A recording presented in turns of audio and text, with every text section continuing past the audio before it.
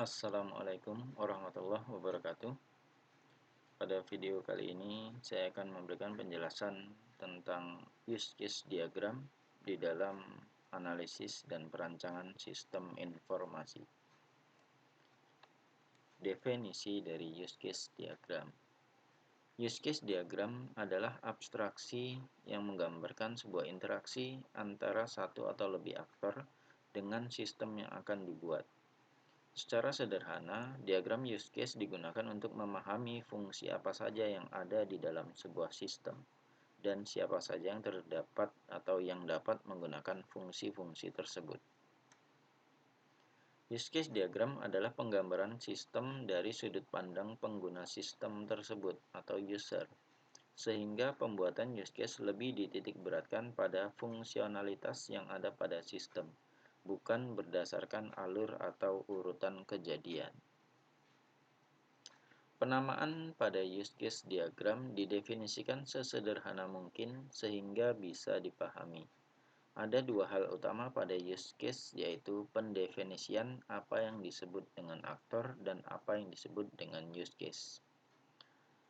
Use case merupakan fungsionalitas yang disediakan sistem sebagai unit-unit yang saling bertukar pesan antar unit atau aktor.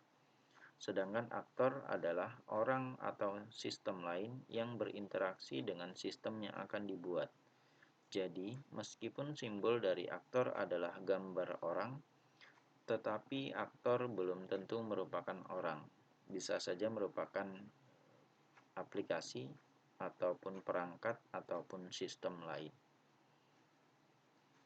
Simbol-simbol use case diagram.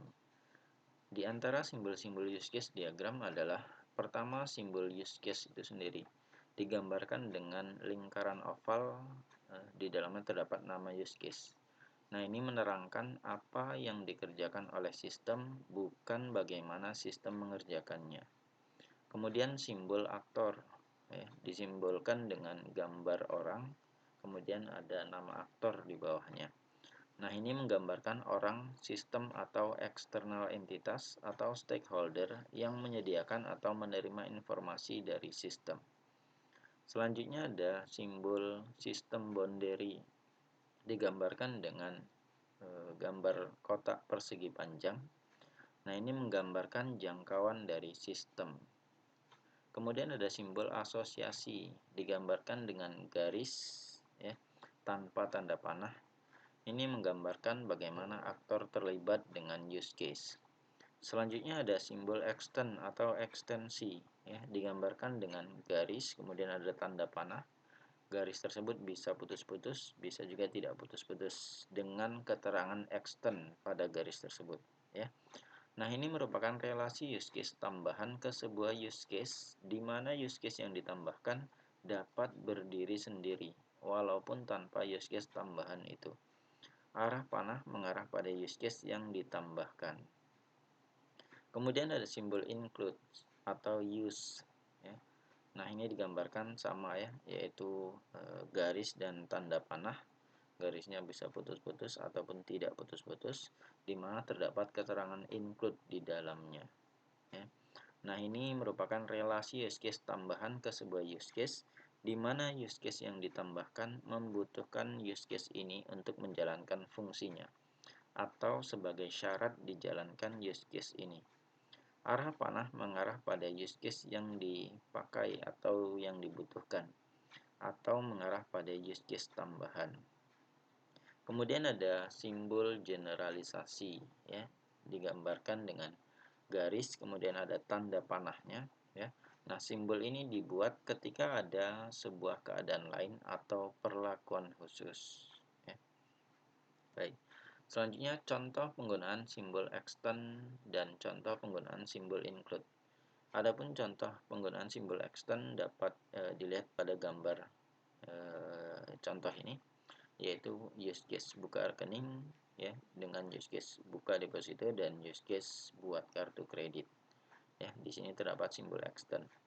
Use case buka rekening merupakan use case yang ditambahkan, sehingga use case ini dapat berdiri sendiri, sedangkan use case buka deposito dan buat kartu kredit merupakan use case tambahan yang berasal dari pengembangan use case extend.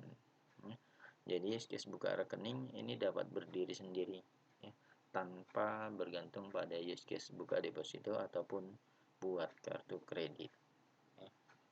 Nah, sedangkan simbol include, ya, bagaimana penggunaannya adalah sebagai contoh use case login dengan use case mengelola pinjaman dan mengelola anggota. Ya, use case login merupakan syarat atau use case yang selalu dipanggil terlebih dahulu sebelum dijalankannya use case mengelola anggota atau use case mengelola peminjaman. Berarti di sini use case login merupakan syarat agar use case mengelola pinjaman dan mengelola anggota dapat dijalankan. Nah, inilah penggunaan simbol include, ya, di dalam use case. Oke.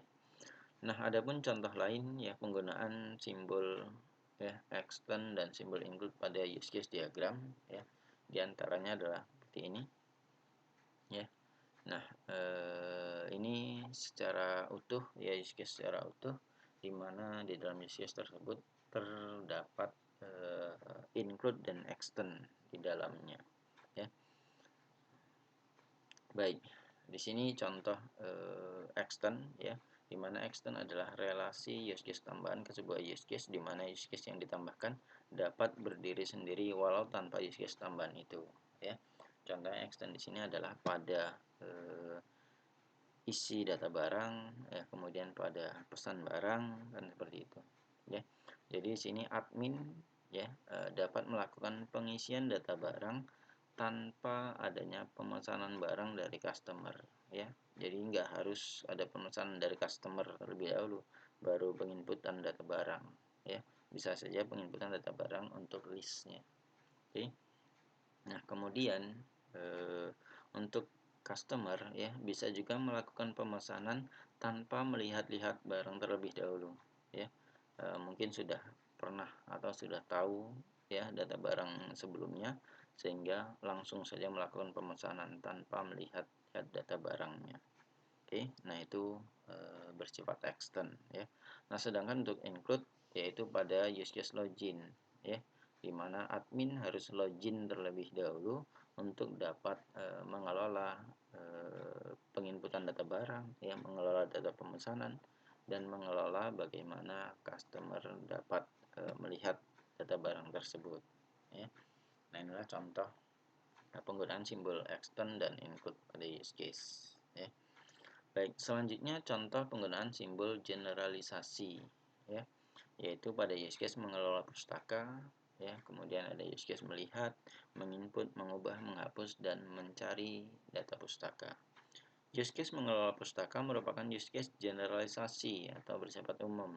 Sedangkan use case melihat pustaka, menginput, mengubah, menghapus, dan mencari data pustaka merupakan use case spesialisasi atau use case khusus, ya.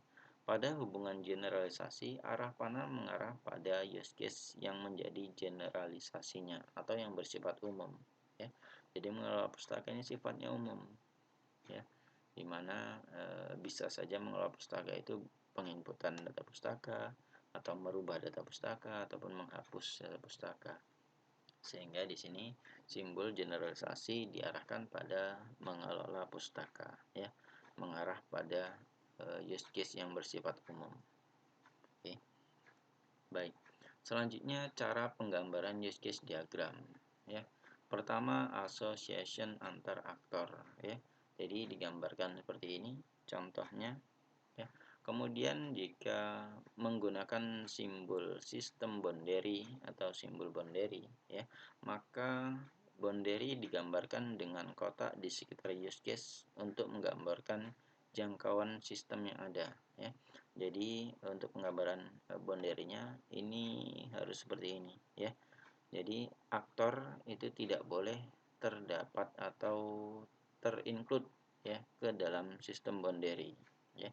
Kemudian sistem boundary bersifat opsional, ya. Opsional ini maksudnya dapat digunakan, dapat juga tidak digunakan, seperti itu, ya. Baik, ini contoh penggambaran yang salah, ya. di mana di sini aktor ya terdapat di dalam sistem boundary ya. Jadi aktor ini harus berada di luar ya, bukan di dalam sistem boundary. Oke. Nah, ini penggambaran yang salah jika seperti ini. Baik, selanjutnya association antar use case ya. Nah, ini adalah penggambaran di antara penggambaran simbol association antar use case ya. Namun pada penggambaran ini hanya satu di sini yang penggambarannya benar, sedangkan dua yang lain itu penggambarannya saya nyatakan salah ya. Baik, di sini untuk kesalahan pada gambar yang kedua adalah tidak ada simbol tanda panah ya pada keterangan include ya. Sehingga di sini tidak diketahui ya secara jelas mana use case yang merupakan persyaratan seperti itu ya. Tidak diketahui secara jelas karena tidak ada tanda panahnya. Sedangkan untuk simbol yang kedua ya, ini salah pada arah tanda panahnya ya. Karena di sini data diri yang merupakan atau isi data diri merupakan persyaratan untuk dapat membuka rekening, maka harusnya arah panahnya itu mengarah pada use case data diri ya, bukan mengarah pada use case buka rekening. Oke.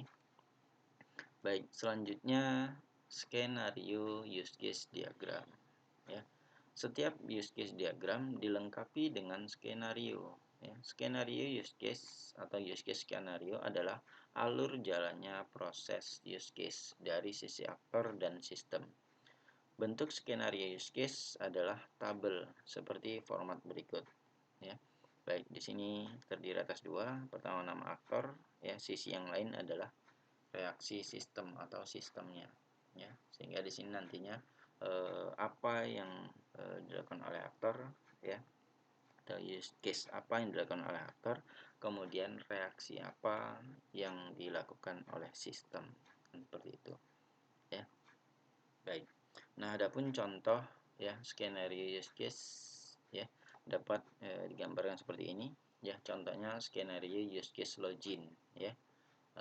Jadi harus terdapat deskripsi dari skenario tersebut ya. Nama use case-nya apa, kemudian aktornya siapa, tujuannya apa, dan deskripsinya apa. Seperti itu ya. Setelah dideskripsikan seperti ini, baru ya penggambaran tabel skenario-nya seperti ini ya. Nah, yaitu dosen login dengan menginput username dan password ya. Mahasiswa juga sama ya, login dengan menginput username dan password. Kemudian sistem akan memverifikasi login sesuai data yang sudah tersimpan dalam database ya. Jika data benar, maka akan menampilkan menu selanjutnya setelah login apa kan gitu. Jika data salah, maka akan memunculkan pesan kesalahan. Oke. Nah, ini contoh skenario use case untuk login. Kemudian ada contoh skenario use case yang lain ya, untuk kelola data nilai contohnya ya. Aktornya dosen di sini yaitu ingin mengelola data nilai, maka bentuk skenario adalah seperti ini ya. Pertama, memilih menu kelola nilai, sistem responnya dengan menampilkan ya kelola data nilai. Nah, selanjutnya dosen mendownload nilai, menginput nilai, kemudian mengupload nilainya, dan sistem akan memverifikasi nilai, memverifikasi dan menyimpan data nilai yang sudah diupload dosen tersebut. Oke. Nah, selanjutnya contoh yang lain ya, skenario untuk melihat nilai ya, dimana ini dilakukan oleh mahasiswa ya. Aktornya adalah mahasiswa ya. Maka bentuk skenario bisa seperti ini. Memilih menu lihat nilai ya untuk melihat nilai hasil ujian. Kemudian sistem akan meresponnya dengan menampilkan data nilai yang sudah diupload dosen ya. Jika nilai belum diupload dosen, maka akan memunculkan pesan nilai belum diupload. Nah, seperti itu. Nah, kemudian contoh terakhir adalah cetak nilai ya, sama ini untuk mahasiswa juga ya, yaitu memilih menu cetak nilai ya. Kemudian sistem akan menampilkan data nilai dalam format untuk dapat atau untuk bisa di-download atau dicetak ya. Nah, dengan keempat skenario tersebut, maka use case dapat digambarkan seperti ini ya. Jadi bentuk use case-nya dapat digambarkan seperti ini ya. Jadi melalui keempat skenario use case ya, login, kelola nilai, ya, lihat nilai dan cetak nilai, ya. Baik, inilah contoh penggambaran use case-nya. Oke. Nah, baik. Jadi untuk pembahasan tentang use case, ya, hanya ini yang dapat saya jelaskan, ya. Baik, saya cukupkan. Terima kasih. Assalamualaikum warahmatullahi wabarakatuh.